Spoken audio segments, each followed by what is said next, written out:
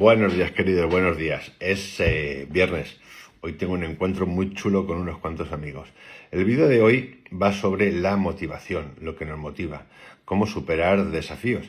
Y voy a tirar de cosas mías, de cosas que he hecho en mi vida y de cómo he podido descubrir que lo que quiero lo puedo hacer. Entonces recuerdo muchas cosas. La primera que os quiero contar es la de la fotografía. Cómo empecé a ser fotógrafo. Y fue por mera casualidad. Estaba cansado de tener que trabajar para otros y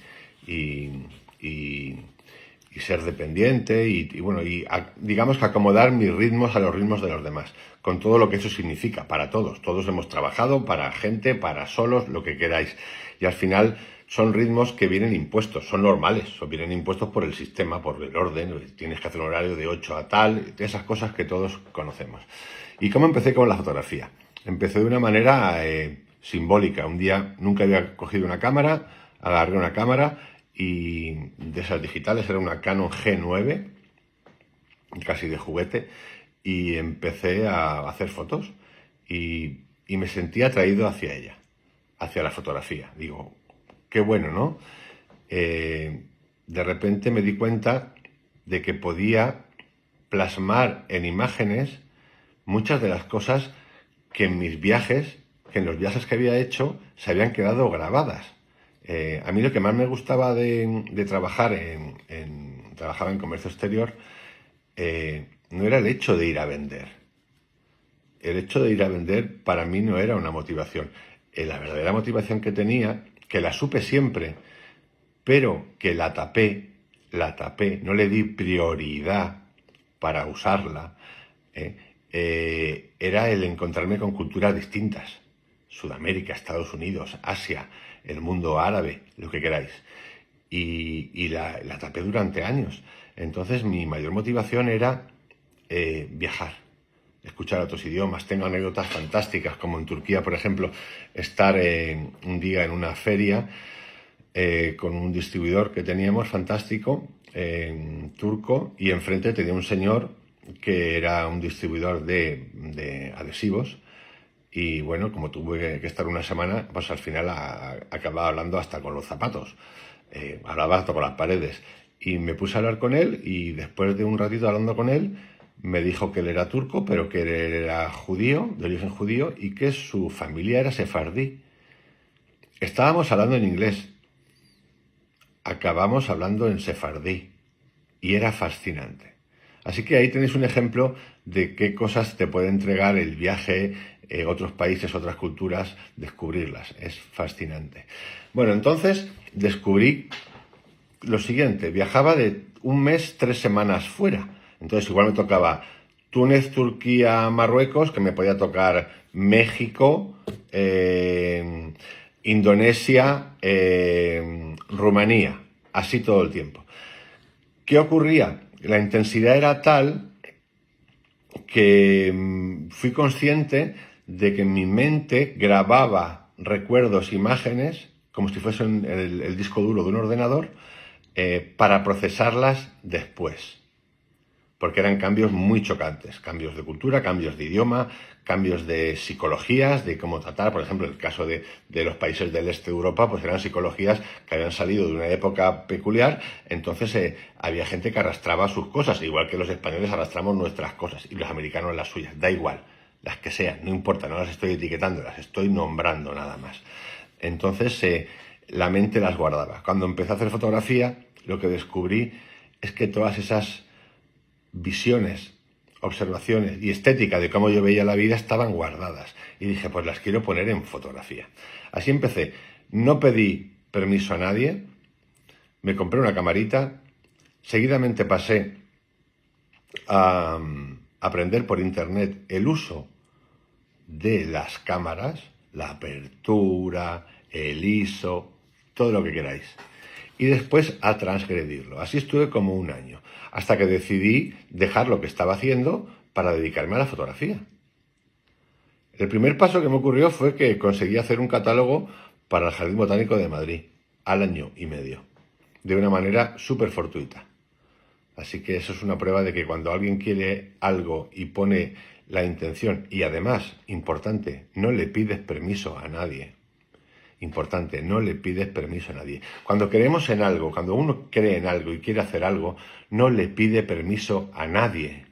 Porque si tú le pides permiso a alguien o empiezas a preguntarle, oye, ¿qué te parece si yo me hago fotógrafo? Por lo normal es que te digan, lo normal, no sé si es normal, para mí no es normal, es que te digan, pero ya si tú no has hecho fotografía nunca, ¿no? Ah, pero entonces eso ya significa que no puedo ser fotógrafo. Fotógrafo lo que tú quieras, fotógrafo, empresario, pintor, fontanero, lo que te dé la gana, no pedir permiso a nadie. Y no dejarte influenciar por nadie. Una de las cosas que apliqué cuando empecé a hacer fotografía fue el siguiente análisis. Si hasta ahora, tanto en el colegio como en la universidad, de alguna manera he estado inducido por profesores que te guiaban, léete esto, léete lo otro, supuestamente con la libertad de ir pensando y viendo qué cosas te gustan y qué cosas no. ¿Por qué voy a hacer lo mismo con la fotografía? No quiero opinión de nadie, ya encontraré mi estilo y cuando tenga un estilo y tenga la práctica asentada de cómo funciona una máquina y la velocidad que debo de usarla como yo quiero, por ejemplo para hacer fotografía de calle, entonces si quiero me pondré a mirar qué han hecho otros fotógrafos. Y eso es lo que hice, creer en mí, poner en práctica mis cosas, no pedir permiso, mirar a través de internet el funcionamiento de una cámara, empezar a hacer fotos en la calle como un loco, sin fin, jugar con los límites de lo que llamaban lo correcto, la exposición correcta, trascenderlos, pero para trascenderlos primero tuve que aprender lo que era la norma. Y la norma se aprende para luego romperla, sobre todo en las cosas artísticas, para encontrar tu estilo, tu proyección, cómo ves. En mi caso era cómo veía el mundo, cómo leía la psicología de las personas, cómo leía lo que para mí era la belleza, qué quería retratar en cada momento. Y después de eso empecé a mirar, pues, fotógrafos. Cartier-Bresson, los que os dé la gana. Klein, quien queráis. Entonces, la motivación, creer en uno y estar calladito en lo que uno cree y estar calladito en lo que uno hace hasta que lo consigues. Porque si tienes que depender de la aprobación de los demás, que además muchos de ellos, en mi caso, no eran fotógrafos, estás bien jodido, porque lo normal es que te digan que por qué tú. Otro ejemplo que os puedo poner es, por ejemplo, en Estados Unidos es muy normal que en la vida laboral de una persona haya tenido 25 trabajos. Lo vi en una estadística, 25, 27 en la vida laboral. En España parece ser que esto es más distinto. Entonces, culturalmente lo que ocurría era que si en España habías cambiado en 3 años 2 veces de trabajo, pues el asunto era tachado de persona no confiable. Mientras que en Estados Unidos, pues ni se preguntaban esa historia, simplemente llamaban, pedían referencias, punto final. Ya está. Entonces, creer en uno, que los sistemas culturales, educativos, religiosos, todo lo que se nos impone por nuestra cultura, por nuestra familia en cada país, están para ser rotos por ti, por tu creencia, pero para eso es necesario la confianza, no preguntar y no hablar hasta que lo consigas. Hasta que lo consigas. Y si quieres, si eres una persona pública, obviamente se va a demostrar, y si no eres una persona pública, pues para ti, ya está. No tienes que preguntarle a nadie el porqué de las cosas. Tienes que trascender, hay que trascender el miedo al fracaso. Yo decía, el miedo al fracaso, y resulta que estaba haciendo un trabajo que en realidad los demás pensaban que mi motivación era económica, cuando mi motivación no era económica, era cultural. Y en lugar de darle una forma a la motivación cultural de estar compartiendo y aprendiendo de otras culturas, de todo tipo, y darle un sentido económico, yo negué esa parte, me frustró la parte económica y de todo lo que tenía que ver con el vender, los listaditos, las páginas de Excel, llamar, todo eso no me gustaba. Me dio un resultado X, vale, pero era insatisfactorio porque mi idea primaria era esta. Y aquí es donde yo tenía que haberme centrado, hablo del pasado como ejemplo, para reclamar lo que era mío. Pero me lo negué. Entonces, no tener miedo, estar calladito, creer, buscar, insistir, preguntar si queréis, preguntar, pero de manera casi inocente, a gente que ya haya tenido éxito en cosas parecidas a las que vosotros vais a hacer, o distintas, para ver cómo han dado esos pasos. Escuchar a gente que se haya enfrentado a desafíos grandes. Sobre todo, a mí me interesa mucho los grandes cambios. Por ejemplo, a mí una persona que me fascina es María Alonso Puig, que es un cirujano, que es un coach, que me gusta mucho, y cómo él habla de que deja la cirugía, que era un súper cirujano reconocido aquí en Estados Unidos, y se encamina hacia el coaching, porque él llega al autoconvencimiento de que es el camino que quiere seguir. ¿Vosotros os imagináis cuántas personas de su entorno, profesionales, habrán cuestionado esto como loco, tarao? ¿Os imagináis por un momento? Eso es un fracaso, a este se le ha ido la chaveta. ¿Cuántas veces habéis oído se te ha ido la chaveta?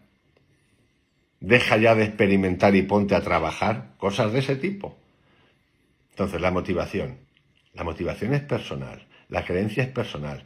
Creer en vuestros sueños, creer en lo que queréis hacer, hacerlo en silencio, insistir, mirar, entender las reglas para luego transgredirlas. Y ya iremos mejorando con el proceso. Yo os pongo otro ejemplo más, los vídeos. Yo empecé hace 8 meses a hacer vídeos, 1 año. Y mi idea la tenía muy clara, igual que en la fotografía. No tengo vergüenza, nunca la he tenido, para enfrentarme al público o hablar.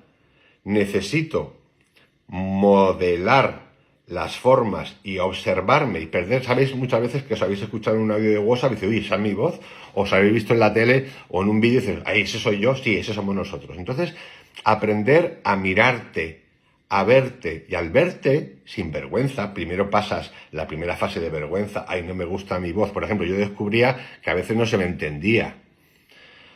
También descubrí que tenía coletillas como, vale, ok, alguna de esas tengo todavía.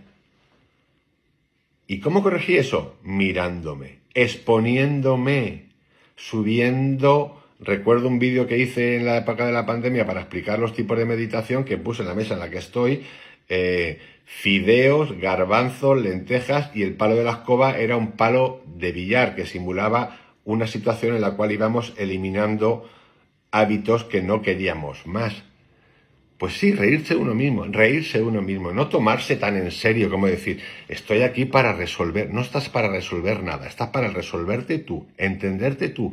Y en ese camino de entenderte tú, como te gusta, como en mi caso, lo cuentas a los demás, les cuentas les cuento lo que hago, cómo lo hago y el razonamiento por el cual lo hago. Y si hablo con Dios, o con Yogananda, o con lo que quieras. O por qué cuestiono a Krishnamurti, para que luego me guste Krishnamurti, para encontrar luego a otro Krishnamurti y volver a Krishnamurti. Todo el tiempo. Y sobre todo, y ya con esto acabo hoy, quitaros de la cabeza el espíritu de las jerarquías. No hay jerarquía. La única jerarquía somos nosotros. Las únicas jerarquías somos nosotros. Para hablar con Dios no necesito ningún intermediario. Para ser fotógrafo no necesito ningún intermediario. Para ser escritor no necesito ningún intermediario. Para montar una empresa no necesito ningún intermediario. Para ser yo no necesito pedir permiso a nadie. No hay jerarquías. Confianza en lo que crees, silencio y trabajo. Con disfrute. Porque si lo que estás haciendo te gusta, no hay sacrificio. No hay sacrificio. Cuando uno va a trabajar con sacrificio, está sufriendo y por ende haciéndose daño. Sin sacrificio. Bueno, queridos, os mando un abrazo muy fuerte, que tengáis un excelente viernes y aquí os dejo unas pinceladas de hoy de motivación personal. de cositas que podéis poder poner en marcha ya. Bueno, otro capitulito más en Motivational Series of Big Round. Un abrazote.